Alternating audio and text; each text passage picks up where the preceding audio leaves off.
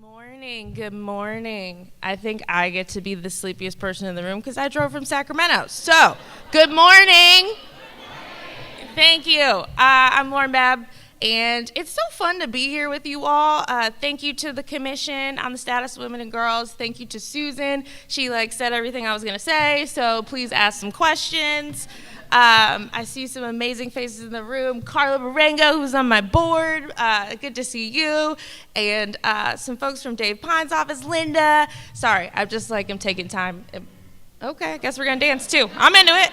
But what am I here to do? I think before I talk about all the things we need to do, I just want to give you all so much love and appreciation for being here and being with each other, right? There's nothing more powerful than being in a room full of diverse, amazing women, right? And I think that we need to continue to have these spaces, and so thank you to the Commission for putting it together, and I hope you all walk away with something that you didn't know or feel empowered to do something different. I'm going to talk a little bit before I get into my actual remarks. I would like to talk about the why, right? I was the chair of the California Commission on the Status of Women and Girls. That's the statewide commission. And shout out to all the commissioners, because it is unpaid labor. I don't know if y'all know that, so I'm going to give them a round of applause. But we do it because we know what it means for the generations behind us or the generations before us, and we're in a really unique and interesting time where I don't think we have defined what the next 20 years will look like for people like me and daughters and cousins and you name it. And so I just think that that's what brings us together to really craft good policy. And so during the pandemic, I was in Sacramento, and I'm kind of a budget nerd, and I was reading the state budget, and I did a command search for the word woman. And the only thing that I found in the budget at that time was money for the Chowchilla prison for women. In 2020, there was no dedicated resource for women outside of a prison. And so that got me kind of annoyed. And so I went back to my colleagues and staff, and I said, well, why is that occurring? We know that women in the pandemic are caregiving. We know that they're losing their jobs. We know that there is a high threshold for economic security here in California for half the population. So how are we going to address that? And so the commission said, well, we could do a grant. What about that? And I was like, yeah, that sounds great. Let's ask for $5 million and see where it goes. And that's what we did. We advocated with every single legislature to say, this is an important issue. We know that women are driving the workforce here in California for the fourth or fifth largest economy. We have to be able to support them. And they listened, and they said yes. And so that allows a lot of the money to be used for programs like this to be directly infused in other ways. And I'm really incredibly proud of this state for taking and creating an example for why women drive this economy. And so it's a beautiful sort of space to be here with all of you to see a dream in fruition. I know the commission was doing this way before that grant happened, but just to see it in practice really goes a long way, because policy is supposed to work for the people, right? So I just wanted to share that little tidbit. Okay, what am I here to do? I'm here to talk about economic security. Before I do that, I'd like to start with a quote from Holly Mitchell, who is amazing. She is a LA County supervisor, and she always says that women of color, particularly Black women, cannot afford the wage gap to remain so devastatingly large. It must be eliminated. It has to be a priority. And those words really echo for me. Like I was talking about in 2022, there were many things that could not have been overlooked. This she-cession, for the first time recorded in American history, women were losing jobs more than men during this period. And the brunt of this economic turmoil was profoundly impacting women of color. All right, let's get to the numbers. So 58% of Black women reported losing a job during the pandemic. They were twice as likely as white men to be laid off, furloughed, subject to reduced hours or pay. Such statistics show how difficult it was for Black women and other women of color to reach economic security. 88%, and I love this. I'm a data girl, so if y'all look in the back of your programs, there's so many pages with like numbers and statistics, like particular to San Mateo, so I just want to point that out. But 88% of women are impacted by childcare access. So why does that matter? Black women are more likely to be the sole income providers and single parents in their household. They face a unique set of challenges compounded by systemic inequalities. The caregiving penalty hits them harder because they have to juggle employment, and with the unpaid labor of housework, childcare, and education, this is really a burden. And shout out to Susan, who does what I usually do. I say the stand up, sit down, so I won't make you all do that. But I am curious how many of you all think you did more caregiving or more childcare during the pandemic than, I don't know, maybe your spouse or husband? Raise your hand.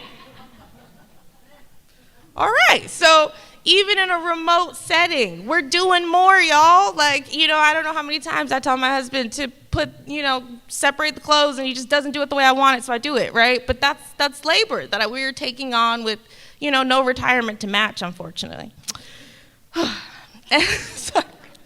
Moreover, BIPOC women are overrepresented in many industry-related areas that were impacted by the pandemic, such as restaurants, retail, hotels. All of them were already low-paying jobs to begin with, and then it further divides us in the wage gap. I also would say that women are 8 times more likely, as well as childcare providers, to experience poverty. So not only are we taking care of children, we're taking care of people, we're also not seeing the income to match that work. And I know many of you in the room already know that, so I'm not saying anything that's pretty new. But in San Mateo, the living wage for a household with 2 children and 1 adult working full-time is a staggering $61.62 per hour. Yet the average black woman in California takes home just $34,000 in a median wages compared to $61,000 to a white non-Hispanic man.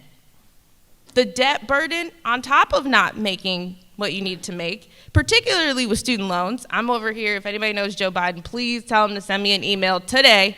I'm a manifester.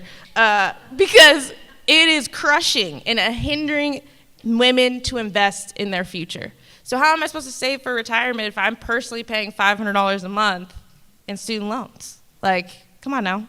But friends, all of this is an economic issue. It's a matter of basic human rights. It's basic economic security that should be accessible to all, irrespective of race or gender. It's time, that's why you all are in this room, that's why you all are one of my favorite counties, to advocate for tangible solutions. Some of those could look like guaranteed basic income. It could look like a living wage. It could look like debt cancellation. It could look like supporting families during crisis. We also have to acknowledge that the role of systemic racism is perpetuating the gender pay gap. Despite California boasting the strongest equal pay laws in the nation's disparity persists. And nearly, Susan talked about the statistic, we're still not making what white men are making, which is fueled by many factors: career choices, discrimination, occupational segregation. And as the former chair of the California Commission on the Status of Women and Girls, we were always thinking about how to address these issues. So we were successful in a few, like a grant program, strengthening protections against discrimination, one of my favorite bills, which, we also require that you now have to say what the salary band is on every job, which I fought very hard for, because when you're, coming out of college, you have no idea what you're supposed to be asking for, right? And so just to even know the range is helpful for young women who are entering the workforce who might be shy about asking for what they deserve. So I really love that bill, but there's still so much more work to be done. As others have mentioned, expanding access to retirement savings is critical. And if we don't figure out how we get women to retire and live well, we don't have a healthy society. And so I hope that in the panels and discussions today, you all come up with some amazing ideas and you pitch your legislators, you pitch your policymakers to say women drive this county, women take care of each other. And a mentor of mine said something that always stuck with me, and she now claims that she didn't say it, but she definitely did, which is when a woman's at the table, she thinks about how everybody's gonna eat, how her child, her cousin, her mom, her auntie, how they're gonna eat. When a man's at the table, love the few good men in the room, they think about how they're gonna eat. And that's the difference when we think about this economic freedom, the world we wanna live in, and it all starts with empowering us to just have basic human rights by way of economic security. So, if there are questions, because that's actually what I like to do the most, I am willing to take those, but if not, I'll tell you more stories. So, I'm not sure who the question people are, so I'm...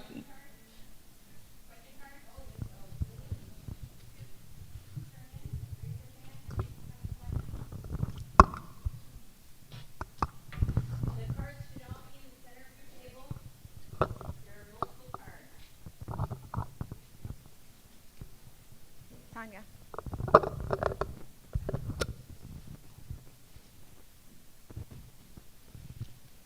Any questions?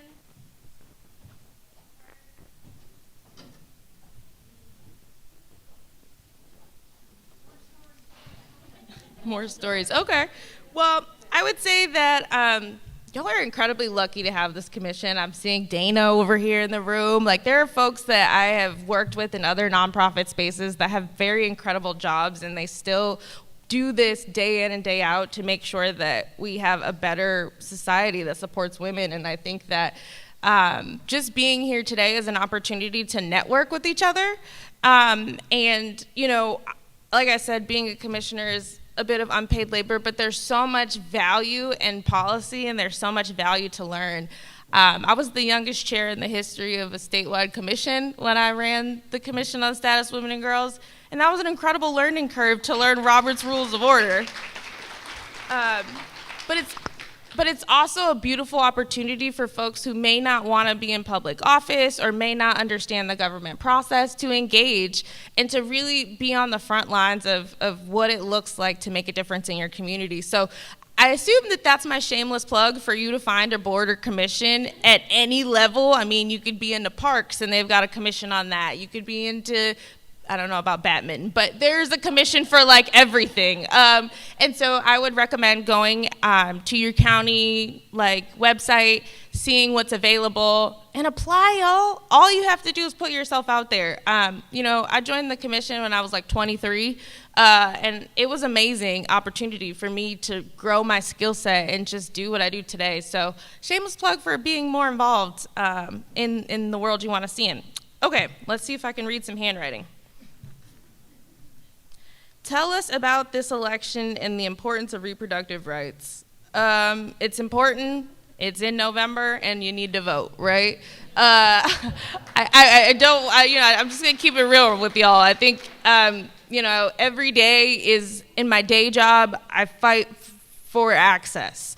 I fight for people in California, I fight for people in Idaho, and I will say that our team is so encouraged by how people show up to say that it's nobody's business what I do with my health care.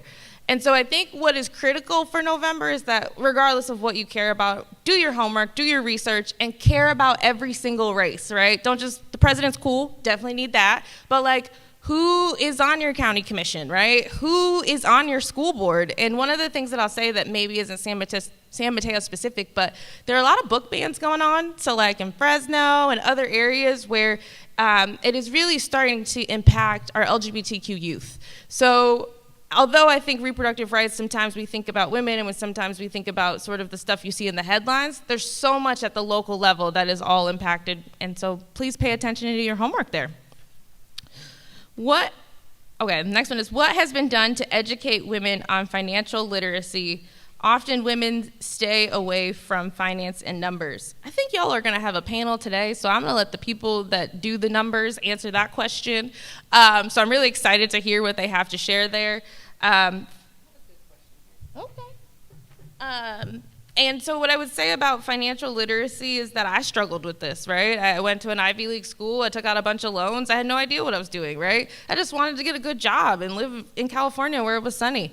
I'm from Michigan, so it's very different. But one thing I will say that Michiganders have that Californians don't have is that we actually have had many women governors. So I need y'all to, come along there. Do you have any advice for young women of color trying to create generational wealth or simply financial stability? Yes, budget. You need a budget, and you need to understand the importance of saving early. I know this is controversial, but I max out to like my 401k as soon as I could. And I know it seems like it's money out of your pocket now, but it really will go a long way. And I think that sometimes we are just trying to get our basic needs met, that we're not thinking about 30, 40 years down the road. And so I really empower women of color to have multiple streams of income, right? Like I'm in nonprofit, but I do yoga on the side, right? So I think you just have to think about the multiple streams of revenue, and also understand that not everyone has access to generational wealth. I certainly didn't. But that shouldn't preclude you from manifesting that you could be the generational wealth in your family.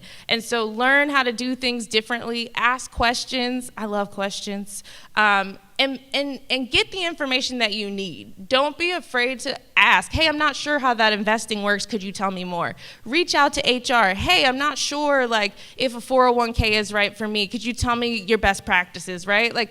Use the resources, times, and tools to build your own generational wealth, because you can do that. So I'm here to say that you can build your own wealth. All right, I'll take one more, and then I think I'm probably at time.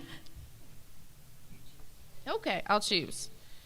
Is it ever too late to invest in retirement? I'm almost 40, and I'm working, and I have a family. Absolutely not. I think this is the perfect place for you to be. You are going to hear about so many opportunities to really engage in retirement. I'd like to retire today, but that's not where I'm at. So it's never too late to retire, and I think that this is an amazing opportunity to learn from people in the room, and just say, hey, after you hear from people or after someone says something that you're really interested in, ask them for their card, go for a coffee, and start to take notes on what you can learn from people in this room. This is an incredible opportunity for you to use these resources to invest in yourself. So it's never too late to invest in yourself. I think that as women, sometimes we don't spend time thinking about our self-care, thinking about our rest, because everything is going on.